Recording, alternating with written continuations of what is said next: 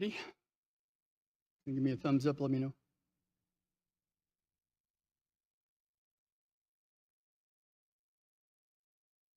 Okay, good afternoon. My name is Howard Black. I'm the Director of Communications for the District Attorney's Office.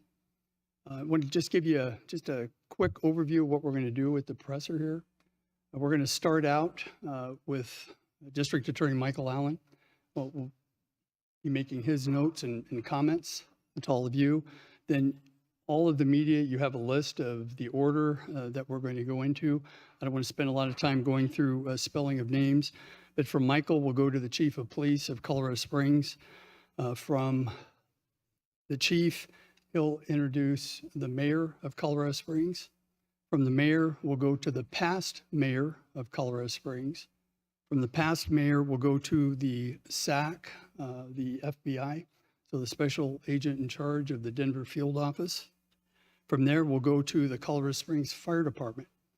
And our last speaker will be County Commissioner, who will give her thoughts. Once we move through everyone giving their comments, we'll go to a question and answer period of time. I'll come back up here. We have 2 mics. We are live streaming this. We have 2 mics that we'll get back to each reporter as you're asking the questions. At the conclusion of the questions and answer time, we will be moving into maybe a 2 or 3 minute delay in that we're going to be cutting our live feed, and then we will be bringing in victims and family members to speak to all of you. So with that, I'd like to introduce Michael Allen.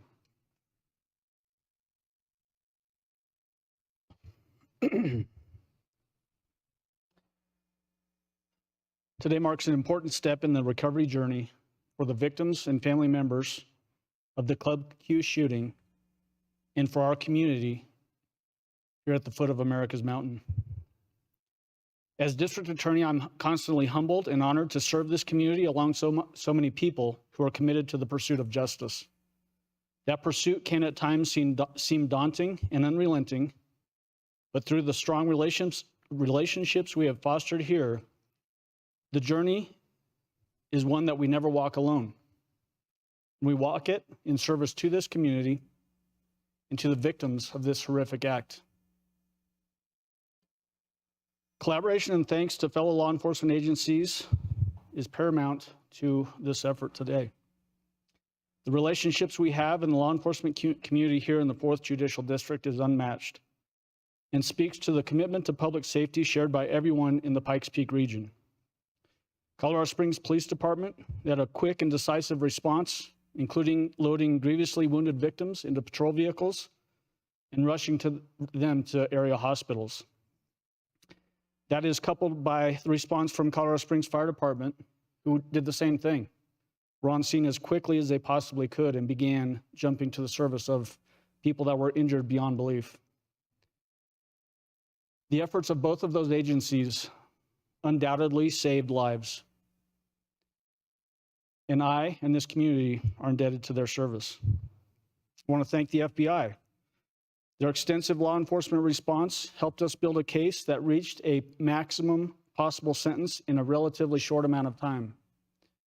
Cases of this magnitude rarely are resolved this quickly, but it's thanks to the commitment, the resolve, the partnership, and the relationships we have in this community with our agencies, law enforcement agencies, that helped us get here. AMR and other emergency medical service providers at our local hospitals also played an integral role in saving people's lives as a result of the shooting that occurred on November 19th of 2022. I want to thank current Mayor Yemi Mobilati for being here today, as well as former Mayor and potentially more importantly, former District Attorney John Southers for being here today too. His insights into what we do in the DA's office, truly he's been a shining example for DAs across the state and is certainly a hero of mine. I also want to thank County Commissioner Cami Bremer for being here today as well, who represents the area in which ClubQ sits. I'd certainly be remiss if I didn't mention the DA's office team that helped in this prosecution and really did a phenomenal job in reaching this result today. From Ben Hostetter, Reggie Short, Jennifer Veeman, all of the paralegals and legal assistants and those folks that helped us get here today. And then, potentially most importantly, lead detective from CSPD, Rebecca Joins, who is the consummate professional and has a dedication unmatched in my experience as a prosecutor and working with lots of detectives over time. Thank you, Rebecca, for all of your service to this community. I want to reiterate what this plea agreement is and what it means. 5 consecutive life sentences. 1 life sentence for each murder victim. Kelly Loving, Daniel Aston, Derek Rump, Ashley Paw, and Raymond Green Vance. Plus 48 years for each person the defendant in this case attempted to murder that night, running consecutively, totaling 2,208 years on top of those 5 consecutive life sentences. That is the longest sentence ever achieved in the 4th Judicial District, and the second, to my knowledge, longest sentence ever achieved in the state of Colorado, second only to the sentence achieved in the Aurora Theater shooting case. This defendant committed an act of terror against a malign group of people based on ideological hatred for that community. And I, as district attorney, and I know the people behind me, will not stand for that kind of hatred and criminal effort in this community. We will work tirelessly to stand up for victims, no matter their place in society. This plea also means that there are no potentials for appeal. It means that these victims don't get drugged through the judicial process years down the road. It means no prolonged court process that would have prevented the victims and their family members from starting that healing process. This plea agreement quite simply holds the defendant accountable to the maximum extent possible under the law in the state of Colorado. I want to reiterate what I've said in the past on other cases. The support from the community as a whole and the very people victimized in this case. Your support for this effort makes today possible. And I want to thank each and every one of you for sticking with us through this effort. It's something that was not chosen by you. It was something that was thrust upon you by one person filled with hate. The cowardly acts of this defendant started before, carried on through, and during the attack, and continue even to today. He intentionally evaded background checks in obtaining the firearms that he used in ClubQ on November 19th. He attacked an unarmed and suspecting nightclub where people were gathering with friends and family and loved ones to enjoy a night of revelry, including birthdays. He armed himself in a way that indicated he knew what he was about to do was wrong, and that he was willing to kill as many as people as possible. When he was stopped in the attack, he then started blaming other people for the attack, likely trying to blame Richard Fierro for what was happening inside the club, saying that he was the shooter. He attempted to live stream the attack, surely to further victimize members of the LGBTQ plus community. As I said, those cowardly acts continued to statements made to the media after the shooting and even in court today. They were self-serving. He pointed to drug use and other issues to paint himself as a victim. Nothing could be further from the truth. He harbored hatred and a commitment to violence towards the LGBTQ plus community. He ran a website dedicated to the hate of minorities and members of the LGBTQ plus community. He armed himself to the teeth. He went through extensive planning, including hand-drawn diagrams of ClubQ, plans that really amount to battle plans. He was stopped thanks to the heroic action of some very important people in this case. First and foremost, Tom James, an actively serving member of the United States Navy. He was on the shooting patio outside ClubQ As the defendant approached that area of the club, he moved himself towards the doors that the shooter would come through. In the process, he was struck in the abdomen. Despite being wounded by a gunshot wound, he engaged with the shooter and undoubtedly saved countless lives. His actions were quite simply heroic, selfless, and an example of humanity that we should all strive to achieve. Because he was wounded, his strength was quickly draining from him, and he was joined by Richard Fierro, who carried on the attack on the defendant. And then finally by Drea Norman, who made sure to stop the defendant from escaping. The combined heroics of these three individuals undoubtedly saved, as I said, countless lives. The targets inside ClubQ were not political slogans. They weren't ideological pawns in some bigger game. They were people. Each person inside that club, like all of us, held the inherent right to life that we all hold dear.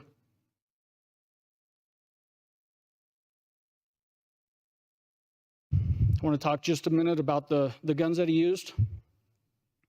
The handgun frame that the defendant carried in to ClubQ on November 19th was purchased by his mother, thereby allowing the defendant to escape any background checks that would have been required had he lawfully purchased that handgun. All other gun parts that were used inside of ClubQ were similarly unserialized, meaning he evaded effectively all ATF background check requirements for the weapons that he possessed on November 19th and carried into the club to commit his attack. That evidence shows his intent. He intended to evade law enforcement as much as he possibly could. He intended to evade background check processes to keep his plans secret as long as he could. I want to talk about the death penalty just briefly. The death penalty still matters, even if it's not law in the state of Colorado. The death penalty, the threat of the death penalty in the federal system were a big part of what motivated this defendant to take this plea in our case here in the 4th Judicial District. The death penalty still matters. Cases like this are why the death penalty should exist in the state of Colorado. The victims in this case deserve the ultimate punishment that the law can provide.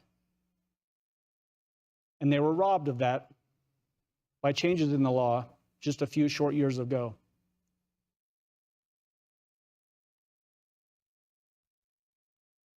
With that, I want to close with some words from the Declaration of Independence, a founding document of the United States of America. We hold these truths to be self-evident, that all men, people, are created equal, that they are endowed by their Creator with certain unalienable rights, that among these are life, liberty, and the pursuit of happiness.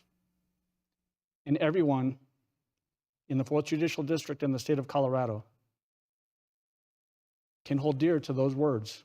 And you have the commitment of this office, our law enforcement partners, and this community to protect that right. With that, I would turn it over to Adrian Vasquez, the Chief of Police for Colorado Springs Police.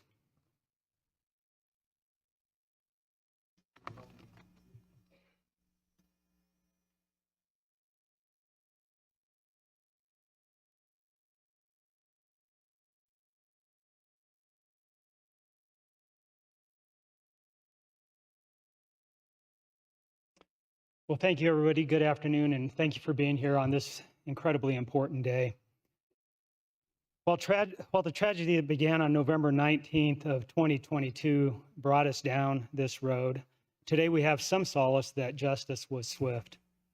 We understand that the families of those killed in the ClubQ shootings will never get their loved ones back, and those injured will never forget what they went through what they saw, or what they felt. But I want you to know that we will never forget. From the beginning, we've strived to give the victims the dignity and the respect that they deserve. Today, we remember those we lost, those who were injured, and all of those people still recovering from these evil acts. The sense of loss reverberated through our entire community. So today is not about the defendant, but about the strength of the victims and the justice being sought for them and for our community as a whole. I want to remind everyone of the individuals who were in ClubQ on November 19th. People's lives were irrevocably changed that night. And there were 5 unique individuals who lost their lives. They were Kelly Loving, Daniel Aston, Derek Rump, Ashley Paw, and Raymond Green Vance. Thank you to the victims and their families for trusting in us to seek justice on your behalf. Let's talk about the heroism, and Michael mentioned heroism, and there certainly was that night. During this incident, Thomas James, after being shot, immediately and without hesitation, physically engaged the suspect, fighting with him even after having been shot. And I watched that and was just amazed. Robert Fierro joined the fight, and together those two stopped the immediate violence from happening, inspiring, truly amazing, and heroic. Later, Thomas James, after laying on an ambulance gurney, suffering from the wounds of gunshot, saw another victim who was severely injured and gave up his gurney for that victim. If that isn't inspiring, I don't know what is. Thank you to everyone in the LGBTQ plus community for your patience and strength in this time of devastation.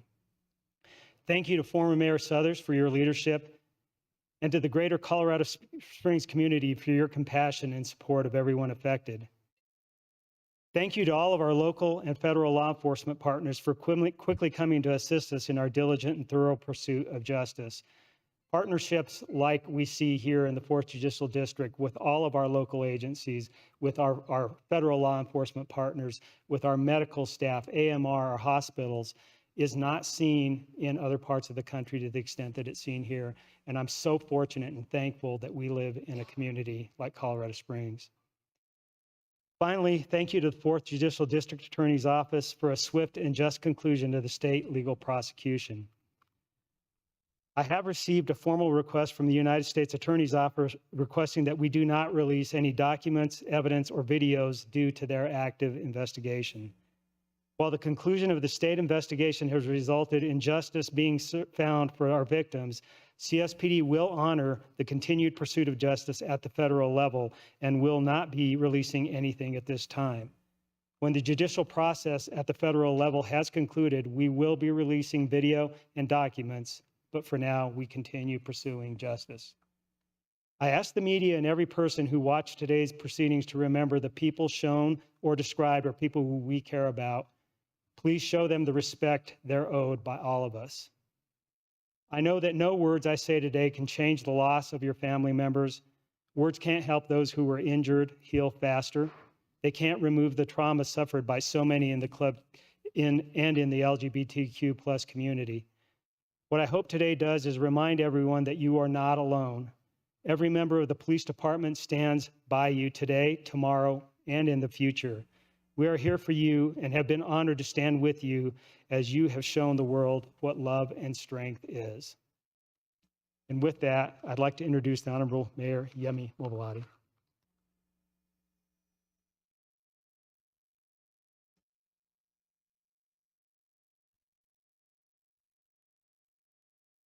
Good afternoon.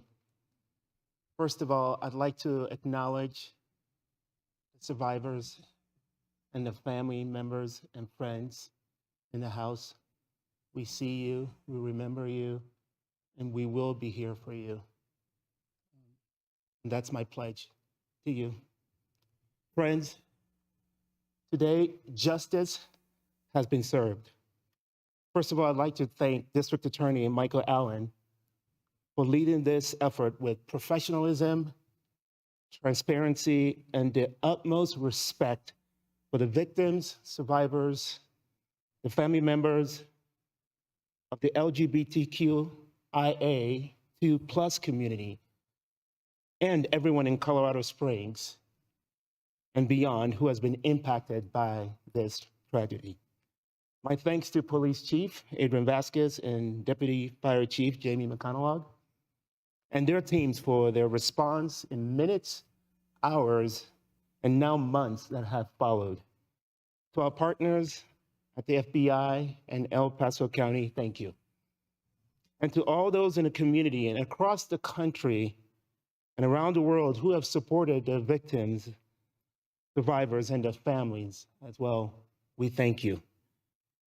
Friends, justice may have been served in the legal sense. However, the fight for justice and healing must continue, as we know the pain lingers and the weight of the loss that the LGBTQIA2+ community and that our Colorado Springs community shares is indeed heavy and very hard.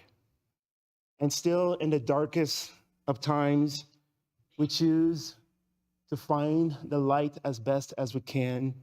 In the words of Dr. Martin Luther King Jr., only when it's dark enough can you see the stars. Therefore, I am proud of our community's efforts to come together to heal and remember.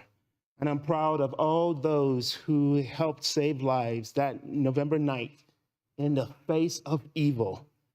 3 heroes whose selfless actions stopped further terror from happening, and they deserve much praise.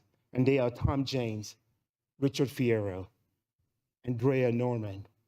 Thank you, and thank you. Today and every day, we remember the victims of ClubQ, and we remember our friends, Daniel Aston, Kelly Lovin, Ashley Paw, Derek Rump, and Raymond Green Vance.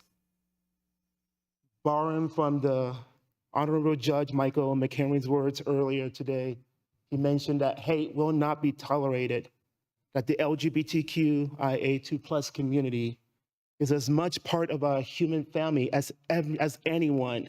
And yes, indeed, we will hold these truths to be self-evident, that all people are created equal and created in the image of God.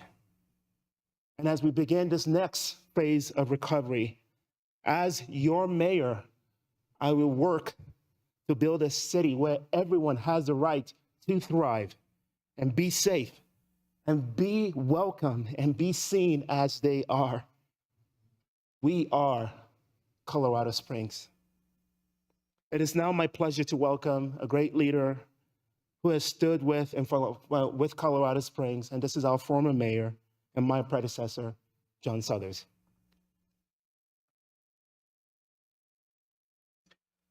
Thank you, Mayor. As I said the morning after this tragedy, it's our job as citizens of Colorado Springs and this entire community to ensure that our community is defined by our response to this incident and not by the acts of an evildoer.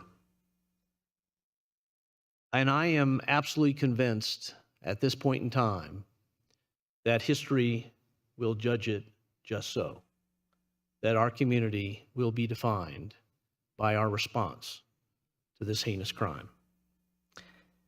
Given my career, I think what I can add most to this discussion is to talk a little bit about the response of law enforcement. I've had the opportunity throughout my career to either be involved in or an observer of major investigations of heinous crimes, beginning with the Columbine incident, the Aurora theater shootings. And I can assure the victims and our community that the law enforcement response that took place to the ClubQ shootings was in the finest traditions of law enforcement. The response that night was immediate. Not only did first responders arrive in time to probably save lives among victims, they quickly secured the scene and ensured that this would be a absolutely excellently conducted crime scene investigation. Beginning that night, the FBI was there within hours.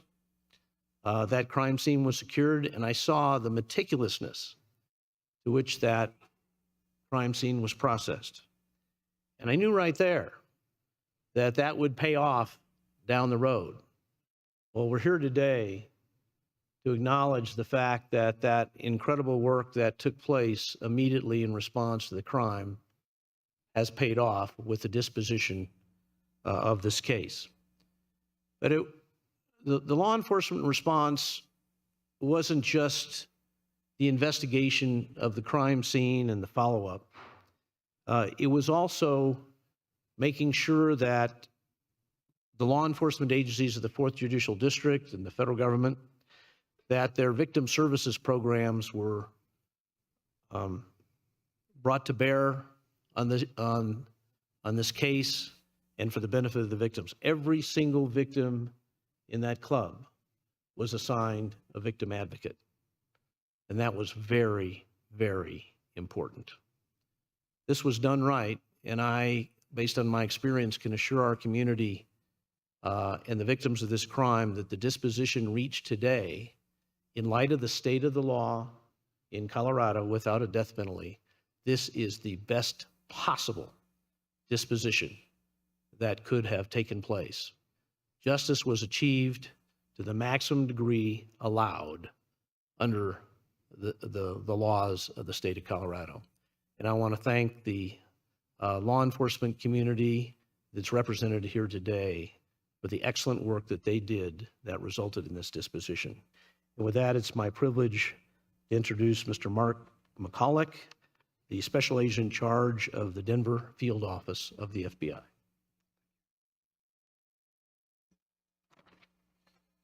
Good afternoon.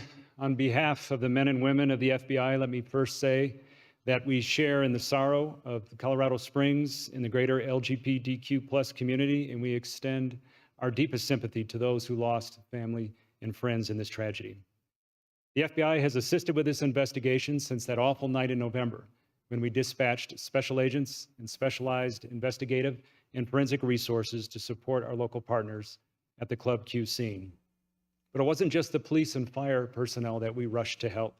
Our highly trained victim specialists were on the scene as well, working side by side with local counterparts to serve as victim advocates, to provide services for the victims and to provide emotional support for the victims and the families in the weeks and months that followed. The victim impact statements provided today in the El Paso County courtroom were powerful and were absolutely heartbreaking. Today is about those victims, those who lost loved ones, survivors who were physically harmed, and those who will live with the memories of the trauma they witnessed. What happened that night lives with them forever, just as it lives with the first responders, the broader LGBTQ+ community, and the citizens of Colorado Springs. While today's sentencing will not bring the victims back, let it serve as a reminder of the human impact of this horrific and senseless crime. It is our sincere hope that today's proceedings are an important milestone on a path that fosters healing and continued support for all affected. In law enforcement, our most fundamental duty is to ensure people can live free from fear. May the memories of the victims renew our sense of community and strengthen our partnership.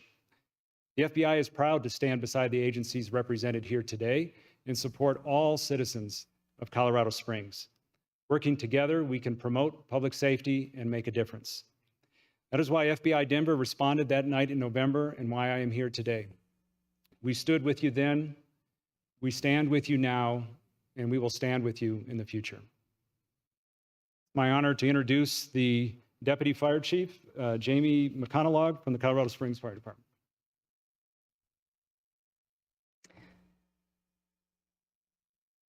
We recognize that lives were forever changed on November 19th. And that change happened in an instant for the victims, survivors, families, friends, the LGBTQ plus community, and thereby the community of Colorado Springs. In a world that can seem full of hate, ClubQ provided a safe place for those to be their true and authentic selves. In an instant, a place normally filled with happiness and hope became one of tragedy and sorrow. As the mother of a gay son and the leader of a department of unique and diverse human beings, I feel your pain and I grieve your loss.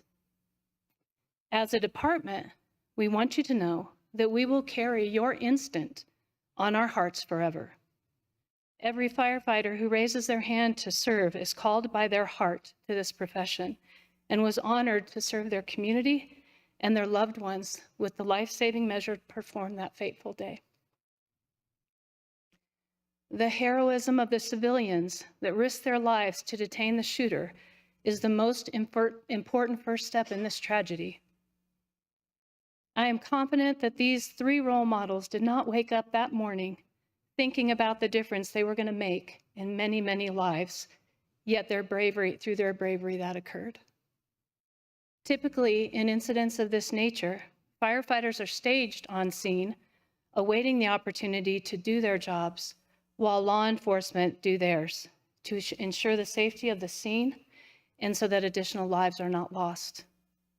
Their heroic actions are what allowed our law enforcement officers to swiftly engage, thereby allowing the 39 firefighters that responded on 15 different units to include 4 engines, 3 trucks, 2 battalion chiefs, a tactical medical emergency unit, 4 rescue squads, and 2 medical lieutenants to immediately render aid as soon as they arrived on scene without delay.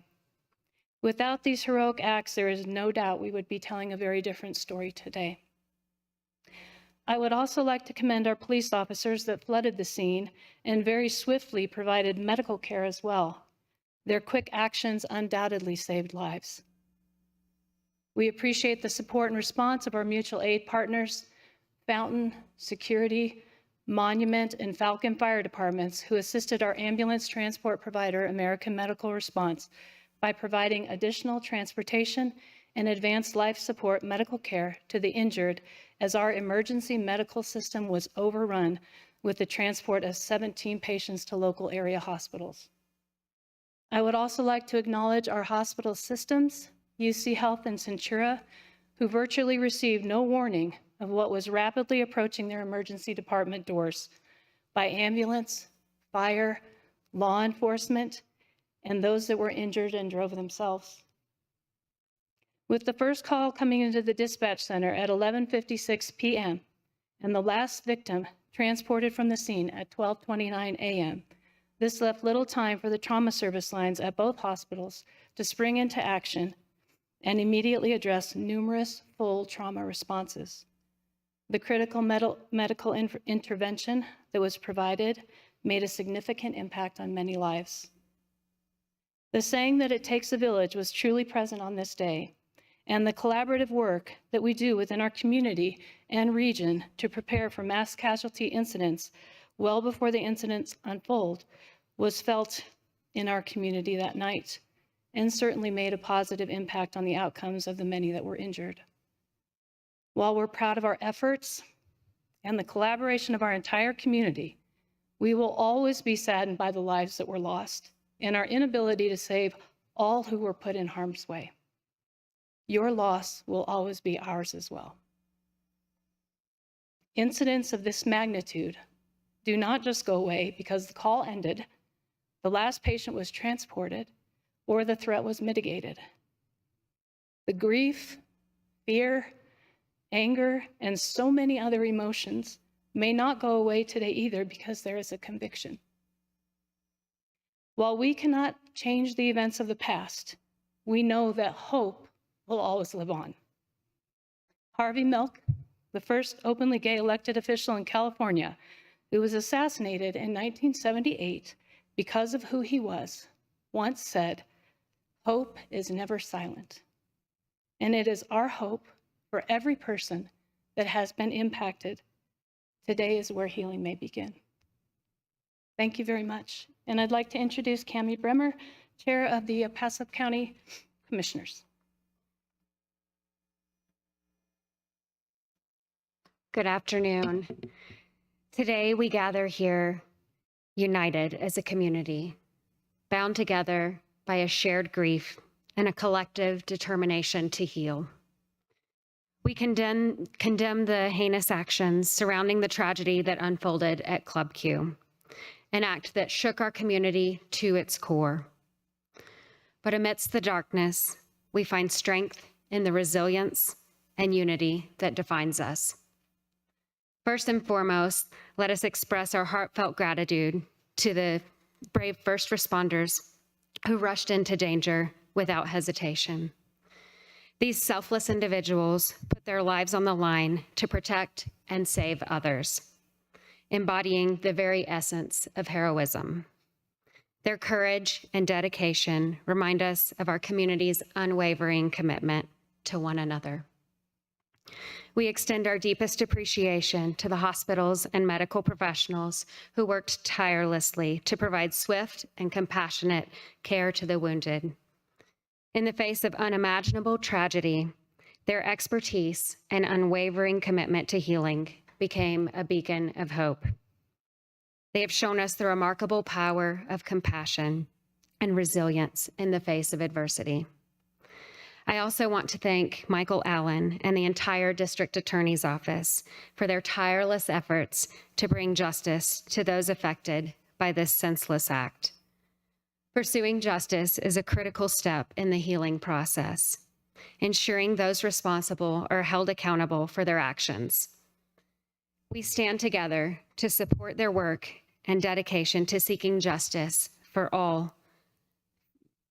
every life impacted by this tragedy.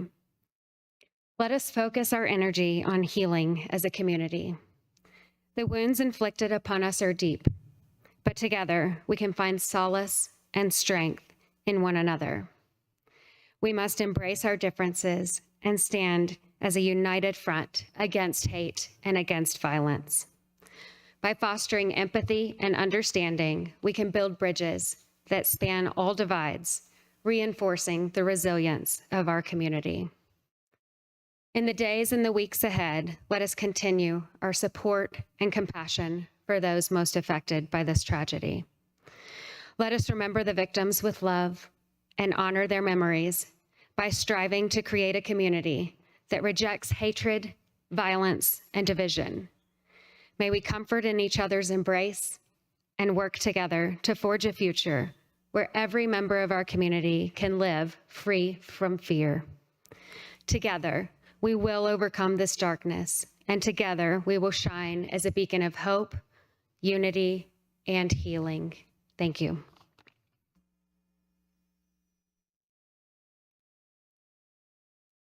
Okay, let's move into questions. A reminder, we're going to have 2 mics, and please, before you ask your question, we get a mic to you. Questions? Pauline.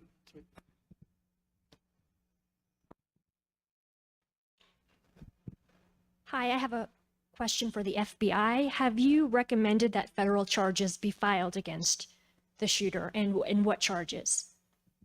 I can confirm today that the Federal Bureau of Investigation has opened a federal investigation in coordination with the Department of Justice, the Civil Rights Division, Office for the District. In terms of the outcome of that investigation, it's still ongoing, but I would refer any questions about federal prosecution.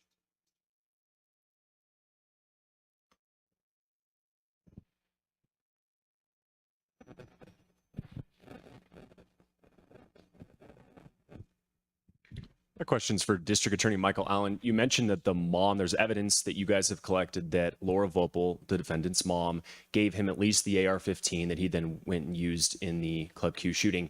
Can she be charged with any state charges for doing that? So let me begin by apologizing if I created a misperception.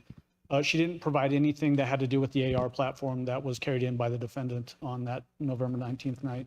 what she had done was purchase the frame, the 9mm handgun frame. There's not evidence that we can determine when the defendant was able to get that from her. I think if we would have had evidence to charge her with something related to ClubQ, we would have done that a long time ago. So there's not enough to connect those dots to sustain any criminal charges on that particular front.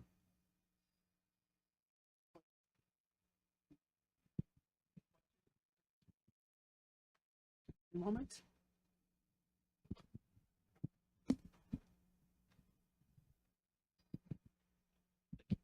My question is also for the DA. I was wondering, in court, you had talked about how it's important to the community and to you personally to have those bias-motivated charges as well. Can you talk more about that? And then also, did you have a reaction to the shooter seeming to kind of search for words, have to think about if he understood what that meant? Sure. Anytime we have a heinous criminal act, it's natural for us as people to want to know why something occurred. And those bias-motivated charges are why this occurred. And I think it's important to note that Colorado, as a state, has decided to include that as a potential charge to outlaw hate that is coupled with criminal activity. And that's exactly what those bias-motivated charges do, is they couple that hatred thought with criminal activity. And we're not going to tolerate that. We're not going to tolerate that here in the 4th Judicial District. More importantly, though, in lead up to what occurred here in court today, we had extensive meetings with all of the victims that were willing to participate in those.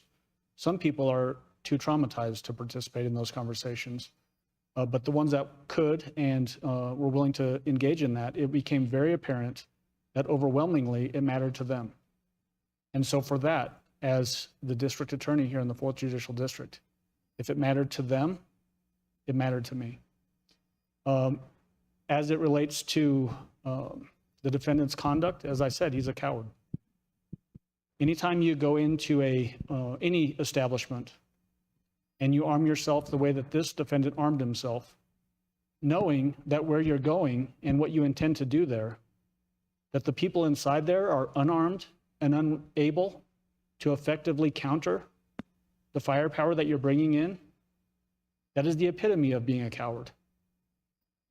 His statements to the media leading up to this plea today also indicate how cowardly he is, attempting to shed some sort of blame, blaming his drug use and steroids he mentioned.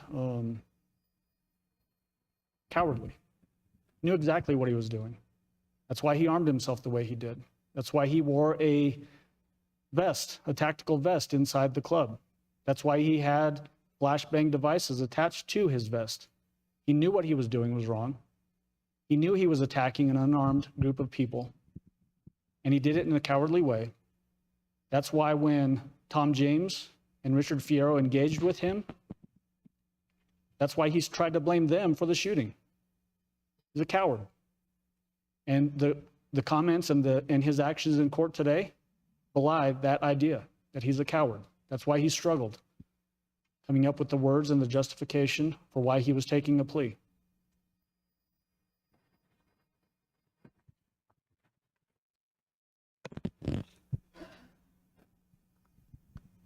My question is for Mayor Yemi Mobolade.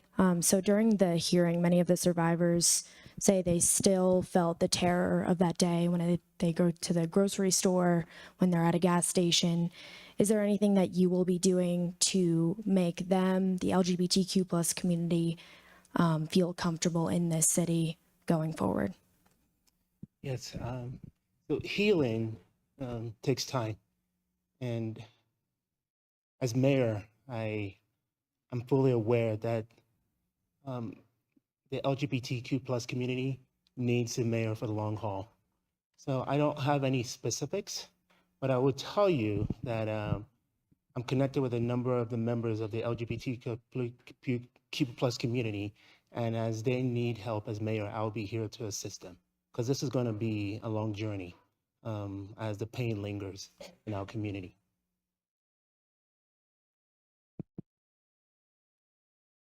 So there are efforts underway currently to build and start a resiliency center that is directly aimed at the LGBTQ plus community. Those efforts are underway. Members of my office have been involved in that, city officials as well, and then members of the LGBTQ plus community as well. So that will be hopefully a safe haven that will be able to address those concerns and help them through the healing process and to feel safe in this community. Every person, as we've said before, in the 4th Judicial District deserves the feeling of safety, to be at the grocery store and not have to worry about a shooting, to be at a nightclub and not have to worry about a shooting. But if a shooting occurs, know that we will use the full force of our efforts in the law enforcement community to hold them accountable. DA Allen, this question's for you. I'm sorry, I'm over here. Can you explain why you accepted the no contest plea on the bias motivated crimes versus a guilty plea? Because quite simply, the result is exactly the same, that he is found guilty in a court of law. It carries the exact same weight as if he had entered a guilty plea. More importantly,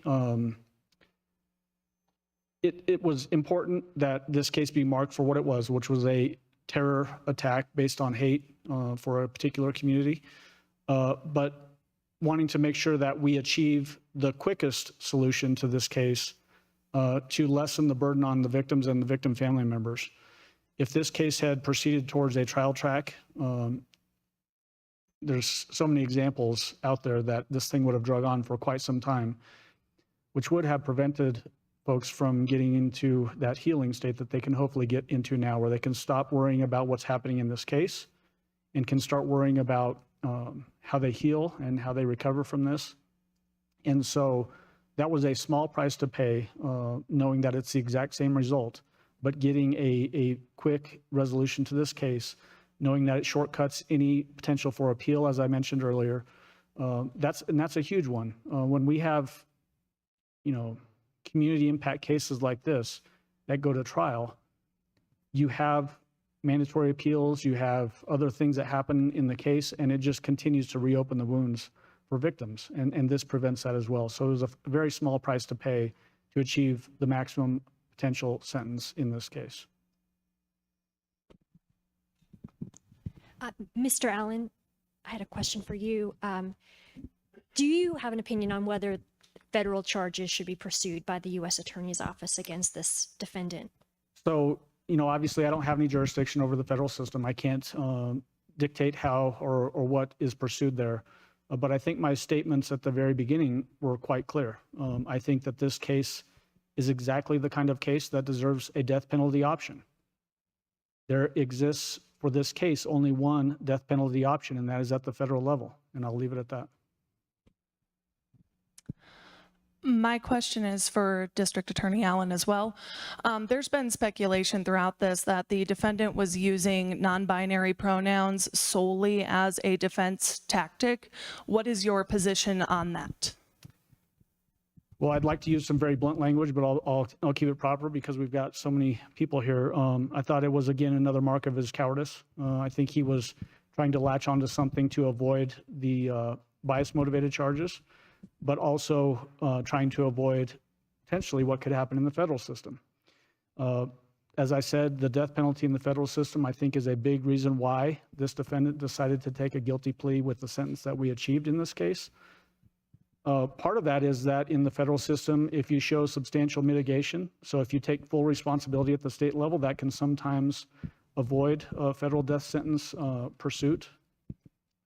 Whether that happens or not, again, is up to the federal U.S. Attorney's Office. But undoubtedly, both the fact that he decided to take a plea in this case, plus that idea that he was trying to mitigate the bias-motivated charges or the hate charges, I think really, again, strike to his cowardice. He was willing to carry out the most horrific of attacks on unsuspecting victims, and yet didn't have the courage to stand up and face the potential most serious sentence that he could possibly face. It's for Mr. Allen.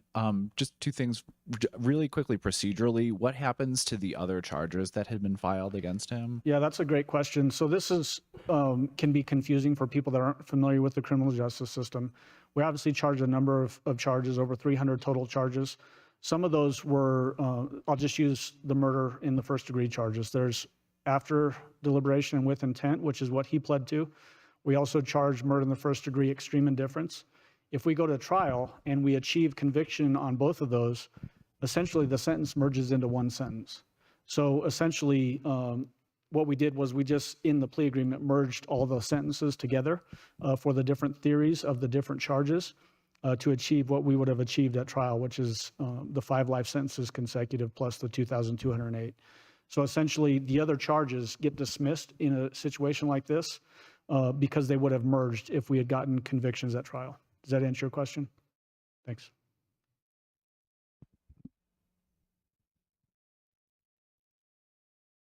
I guess this will go to DA Allen as well. Can you tell us where he will serve out his sentence? Where will he be held? I hope he serves out his sentence in the smallest, most uncomfortable cell that the state of Colorado can provide him. As to which particular facility, I have no idea. The process for that is that he will be transported from the El Paso County Jail into the Diagnostic and Regional Diagnostic Center up in Denver, which is run by the Colorado Department of Corrections. They will do assessments on the defendant and then determine which facility best suits his particular demands, one of which is going to be, I'm sure, security and that kind of thing. And I'm sure the gravity of the offense is also going to be a big factor in where they send him. I would suspect it'll be at a maximum security prison with the least amount of liberty that he can possibly achieve. So DA Allen, are you saying you don't believe he was non-binary? I'm saying that there is zero evidence prior to the shooting that he was non-binary. There was nobody that indicated prior to the shooting that he ever identified as non-binary. He exhibited extreme hatred for the people in the LGBTQ plus community and other minority groups as well, I should say. And so I think it was a stilted effort to, again, avoid any potential bias motivated or hate crimes charges. And I have a question for the police chief.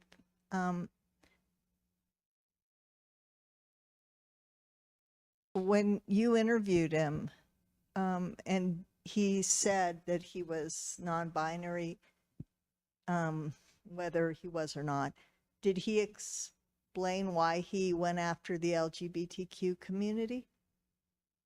So obviously, I wasn't the one that interviewed him, and our team will provide that as part of the interview, as part of the evidence that will go to the federal prosecution.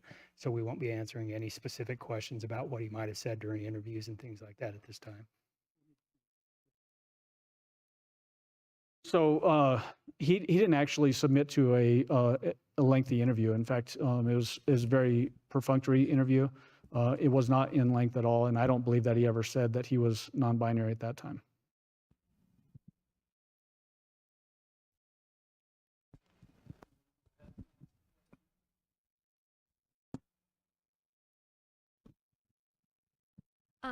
I have another one for Mr. Allen. There were some people speaking today in the court who, expressed anger against the suspect's mother and grandparents for not doing more to stop them. Now looking back on what happened with the first case, with the bomb threat case, do you have any regrets about anything that you did with that case and pursuing it? The biggest regret I have in that case is that his mother and his grandparents didn't participate in the prosecution effort. And as far as the efforts of the DA's office, I can tell you unequivocally, and you can refer back to the press conference we had, I think it was in early December, once we were able to get that prior case unsealed. We went through extensive efforts to get the victims in that case, his mother and grandparents, served. They went through extensive efforts to avoid or evade service of process, including bragging to people that they knew in the community that they had successfully evaded service of process. We went through efforts to get interstate subpoena process done through the state of Florida and achieved the effort of subpoena service in the state of Florida, and the grandparents evaded that service there as well. Including refusing to answer the door, all kinds of different things. And so the regret I have is not not because of anything that happened in our office or from the two prosecutors that were handling that case, because they did exactly what they were supposed to do. It's that the people that could have intervened in this shooter's life, the people that should have been most responsible for his upbringing and making sure that he doesn't do something like this, refused to participate in an effort that would have potentially got him the help that he needed to avoid this from occurring in the first place.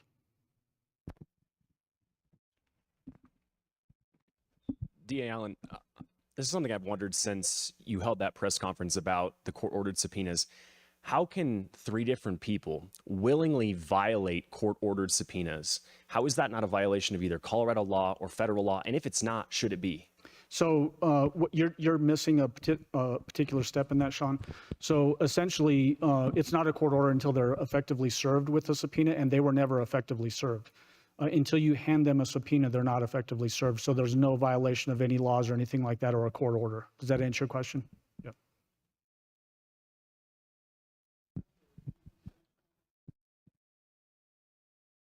Okay, thank you. What we're going to do now, we're going to cut the live stream. We're going to take a couple-minute break here, maybe give our interpreter a little break, and then we will open it up to questions for some of our families and victims. So, thank you.